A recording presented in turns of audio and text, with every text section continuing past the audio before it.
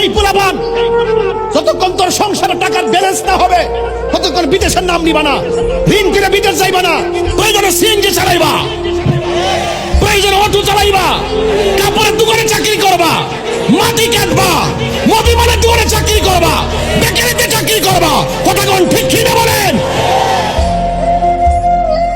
ঋণ করে বাপের টেনশনে ফেলাই দিয়ে বিদেশ যাইবা, বিদেশ যাওয়ার পরে বাপি দিবে এই দিক দিয়ে ঋণের চাপ, ওই দিকটা তোমার দিব চাপ, তুমি চাকরি হইতা না, শেষ পর্যন্ত তুমি এটারে চাপ মনে করে আত্মহত্যা করবা। তাহলে এমন বিদেশ দরকার। বিদেশিরা কিন্তু আজারে কাটা না, আমি দেখেছি ওরা চাকরি করে, ওরা আজারে বসে গল্প করে না, ওরা টাইম মতো যা, টাইম মতো আসে, কাপড় চোপড় ধইয়া নিজে রান্না কইরা নিজে একটু ঘুমাইতে পারে না ঠিক মতো, আবার কাজে জায়গা।